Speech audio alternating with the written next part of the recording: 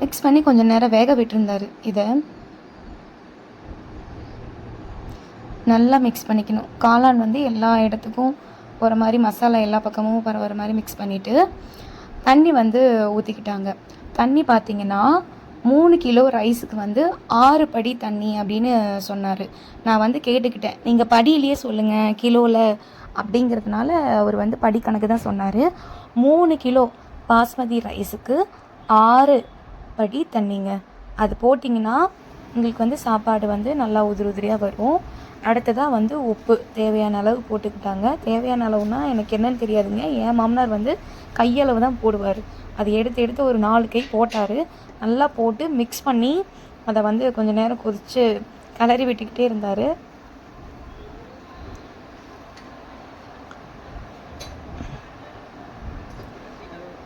சைடில் பார்த்திங்கன்னா எங்கள் மாமியார் வந்து தயிர் சாதத்துக்கு ரெடி பண்ணிகிட்டு இருந்தாங்க. தயிர் சாத ரெசிபி வேணும்னாலும் சொல்லுங்கள், எங்கள் மாமியார் சூப்பராக செய்வாங்க, நான் போடுறேன். அடுத்ததாக பார்த்திங்கன்னா அந்த கொதிக்கிற தண்ணியில் வந்து சாப்பாடு வந்து போட்டுட்ருக்காரு. நான் சொன்னேன், மாமா இருங்க நான் வந்துடுறேன், முதல்ல இருந்து போடுங்க அப்படின்னு சொன்னேன். இப்போ இல்லைப்பா டைம் ஆகிடுச்சுப்பா அப்படின்னு சொல்லிட்டு ஒரு கை போட்டுட்டாருங்க. 2வது கை போடும்போது என்னால் எடுக்க முடிஞ்சது. ஸோ வந்து போட்டு ஃபுல்லாகவே வந்து கலரி விட்டுக்கிட்டாரு. நல்லா ஹை ஃப்ளேமில் வச்சு கலர்னாருங்க. அதையும் சொல்லிக்கிட்டேன், நல்லா ஹை ஃப்ளேமில் வச்சுக்கிட்டாரு. நல்லா ஹை ஃப்ளேமில் வச்சு கலரிக்கிட்டாரு.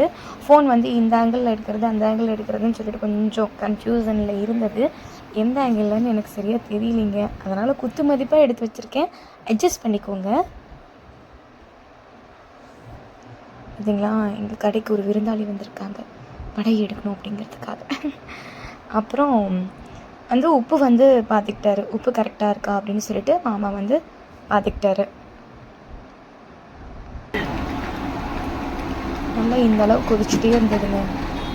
கொதிக்கும்போது கிளறி விட்டுக்கிட்டே இருந்தார். ஒருவேளை அடி பிடிச்சிரும் அப்படிங்கிறதுனால கிளறி விட்டாரான்னு தெரியல.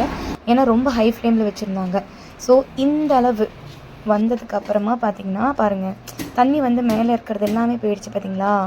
இந்த அளவு வந்ததுக்கு அப்புறமா அடுப்பை வந்து ஆஃப் பண்ணிட்டாரு. அடுப்பை ஆஃப் பண்ணிவிட்டு தம் போட ஆரம்பிச்சுக்கிட்டாரு.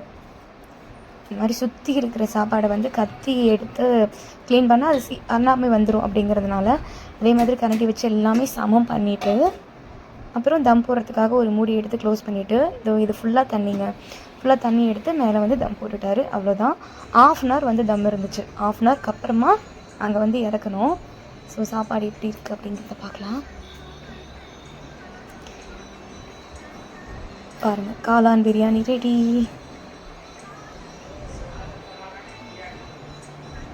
இதுக்கப்புறமா ஒரு மெயினான ஐட்டங்க, கடைசியில் சேர்க்குற ஒரு மெயினான ஐட்டம் என்னன்னு பார்த்தீங்கன்னா அதுதான் வந்து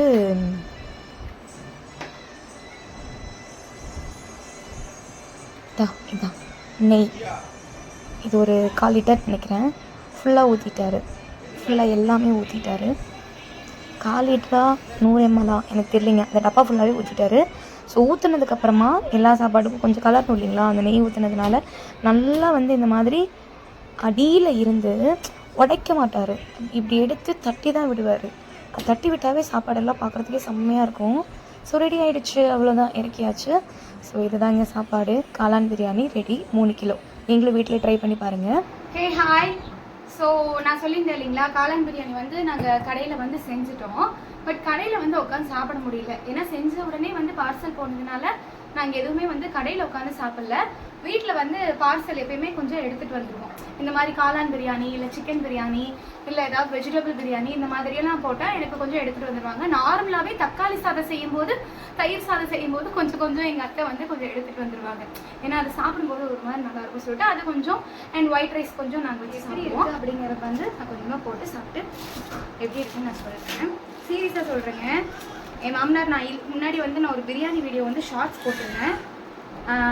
எப்பயுமே சூப்பராக செய்வார். கடையில் வந்து இந்த டேஸ்ட் பார்த்திங்கன்னா ரொம்பவே நல்லாயிருக்கும். என் மாமனார் செய்கிறது வந்து பார்த்து செய்வார். அண்ட் அதே மாதிரி ஆயிலும் சரி அதே மாதிரி கீயும் சரி நல்லா போட்டால் தான் நல்லாயிருக்கும் அப்படிங்கிறதுனால அது வந்து போட்டிருப்பாங்க. ஸோ இதாங்க காளான் பிரியாணி வந்து ரெடி ஆயிடுச்சு. கொஞ்சமாக வச்சுட்டு வச்சுக்கிறேன்.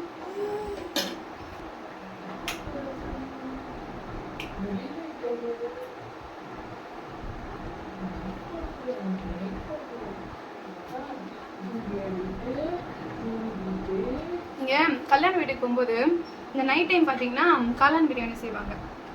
அது ஒரு ஒரு வீட்டில் வந்து குழஞ்சிருக்கும்.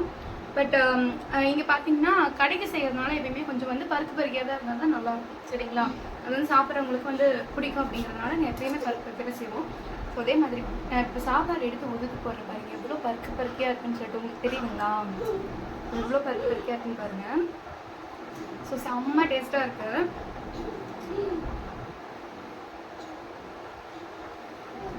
நீ சாயந்தரம் வரலையா? வருவீல்ல? அப்புறம் அக்கா நைட் கொஞ்சம் பச்சை அக்கா அக்கா அவங்க அண்ணா